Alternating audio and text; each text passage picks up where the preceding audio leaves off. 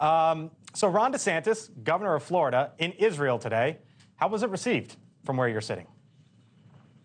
Well by the crowd that was there, Blake, as you can imagine. Obviously, the kind of crowd that would come up to hear him, obviously the kind of crowd that would like what he had to say. Of course, this wasn't about Israelis. This is about Americans, as you can imagine. The crowd largely of English speakers, many Americans there as well. It was not a hard-hitting speech. He did not go after Joe Biden. Of course, as one would understand, also did not go after Donald Trump. At the press conference, he had to pull his teeth to get him to attack Biden. He finally did, but he tried everything he could not to do so. Instead, it seemed like there was a strategy to be statesman-like, to try to burnish his pro-Israel credentials without trying to be an attack dog, and in that way try to endear himself to his audience, and I assume also try to burnish his foreign policy credentials writ large. Hey, Owen, it's Johanna Maska. I wonder if that is because he's traveling on official state business. As I understand, it's part of a business building trip for Florida, right? So it probably is, it borders on ethical issues if he is. Is that right?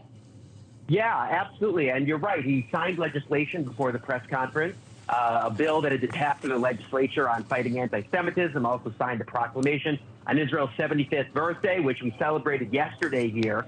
So you're right. I'm sure there were some restrictions on it, too. It was also a very quick trip, just about 24 hours. And I assume you're all used to this stateside, but there's a bit of a theater of the absurd in trying to talk to him, to ask him questions, because you can't actually address the presidential race head on, right, because he hasn't launched the campaign.